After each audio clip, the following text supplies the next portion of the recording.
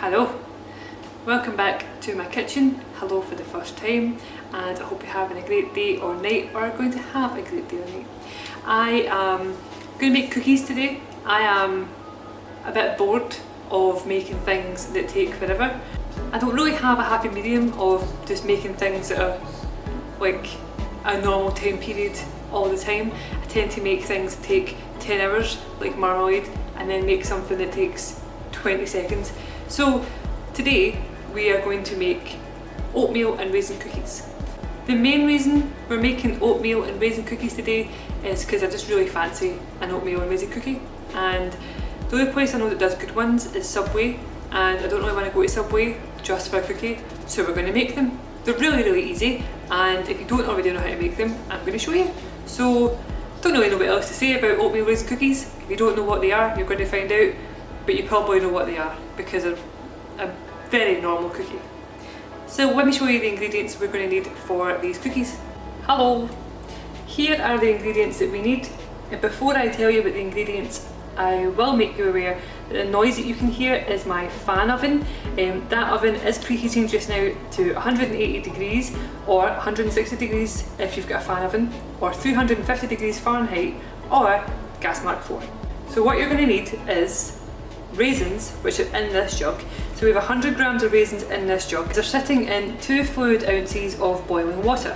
Now the reason for that is we want to get the raisins all plump and juicy like, so that is my raisins in my water. I've just put a bit of cling film over that just to keep the heat in, to make sure that they can get as soft as they can. 100 grams of raisins, 2 fluid ounces of boiling water. Realistically, you want these raisins sitting in there for about 20 minutes, so just keep that in mind. Next we have vegetable oil. We have 150 millilitres of vegetable oil, 1 egg, vanilla extract, cinnamon, 200 grams of golden castor sugar, 140 grams of self-rising flour, and most importantly, your oats. Now these porridge oats are the best oats you can buy. I cannot tell you enough how good this porridge is, and I recommend you only buy this. This is just the best. I know that it's like whatever.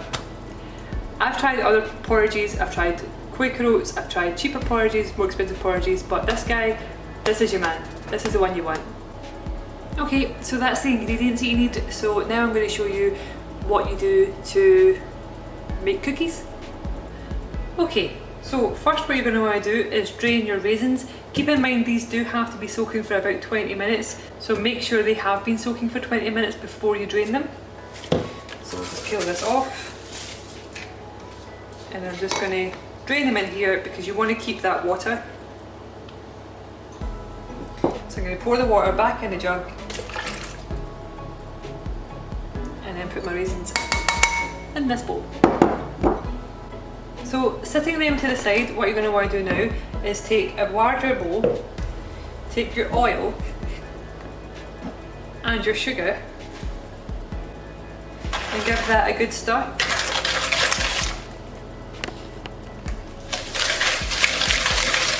Once that's combined, what we want to do now is add the egg.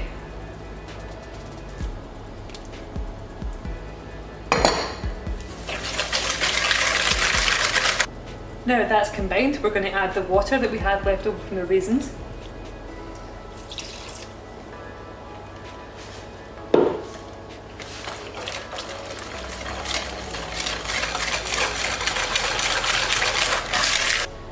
We're going to add a pinch of salt. We're going to add our vanilla.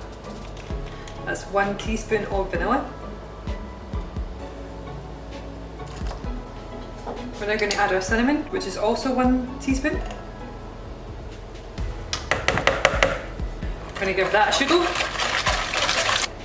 Next we're going to add our flour. Mine was already sifted, but if yours is not already sifted, please sift it before you put it in there. I should have mentioned that before I just threw it in.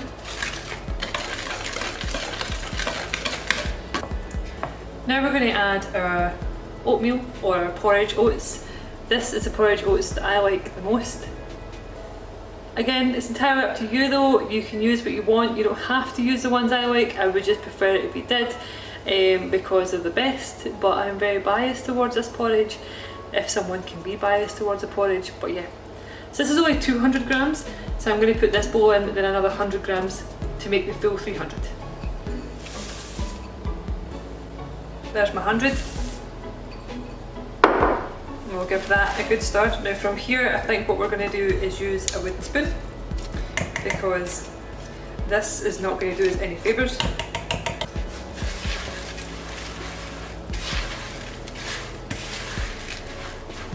And before this is fully mixed, I'm now going to add my raisins.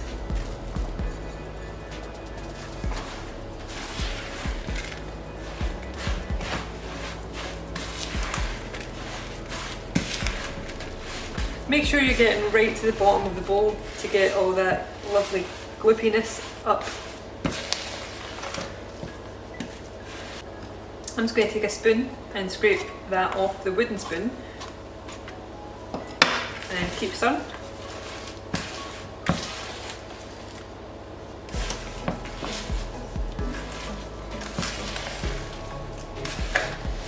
So I would say that is now fully combined. This is our mixture. Looks delicious. And we're now going to put it on a tray and bake them. So my tray is only this big, but my mat is much bigger. As you can see, it overhangs. You don't have to use one of these silicone mats. I just got one the other day there because I really wanted one, so I have one and I'm very happy about it. But if you don't have this, just use parchment paper or greaseproof paper, as I would call it. And we're now going to start to put our cookies on here. So this one tray would probably hold about 6 cookies. So if you don't have more than one tray, you need to put one in at a time. I prefer putting one in at a time anyway, but yeah, you can just make many trays of the same cookie and put them all in. Anyway, what you want to do is you want to get your spoon, your tablespoon, and you want to get a heaped tablespoon worth of. So that to me is a heaped tablespoon. It's falling everywhere. And you just want to drop the mixture.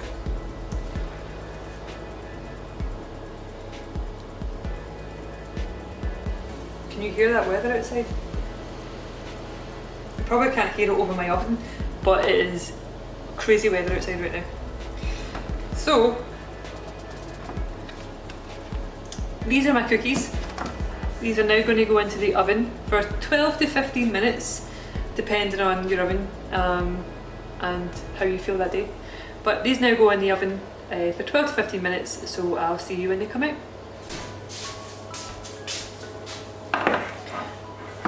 So here are our cookies straight out of the oven. I'm going to take the camera down a wee bit so you can see. This is what they look like straight out of the oven, and what I'm going to do is transfer them to a wire rack and let them cool for about 10 minutes or so before I munch one. So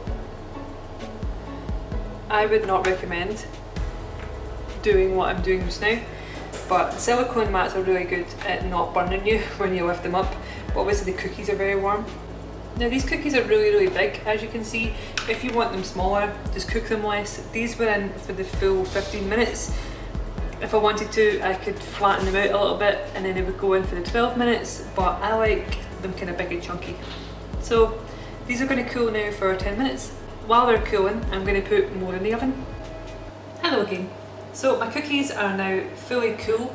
They're not hot at all now, and because most of you guys have asked for me to actually try the things that I cook, I will reluctantly eat these biscuits now. I'm not going to eat all of them obviously, but I am definitely going to eat one, and I'll show you what they look like.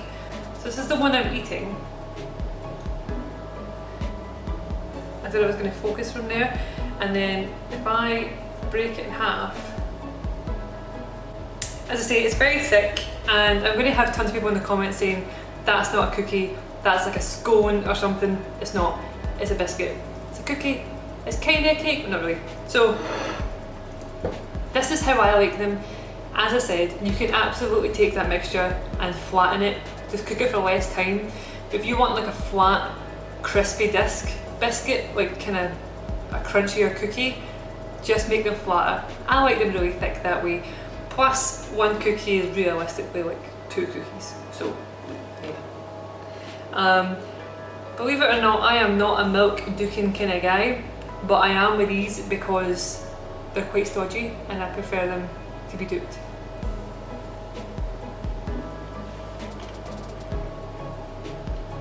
They're really, really nice. I really, really like them. There's a couple of recipes that I use. One of them uses butter instead of oil. Uses an extra egg, things like that. But I think this one's easier. You get the most taste out of the least effort. If you guys want to see a different one, let me know. But I really like these ones. I guess as well, it really depends on the oats that you use. If you want to use like a thinner oat, you can do that. Use less of, then you won't get them as thick. But I much prefer these ones. If you like this video, please consider liking and subscribing. It really means the world to me. If you want to support me in any other way, I've got links below in the description for Patreon and merch and things like that if you're interested.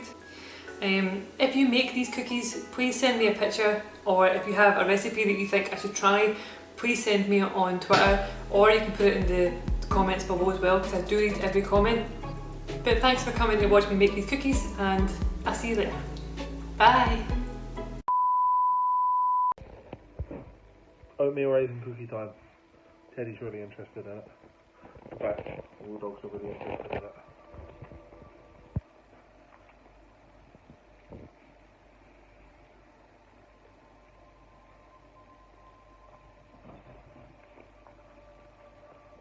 Tastes like oatmeal raisins.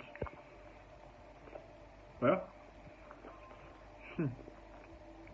It's definitely less of a cookie and more of a cake. An oatmeal raisin cake. I approve. Do you approve? Do you approve? Do you approve? Cheeky boy.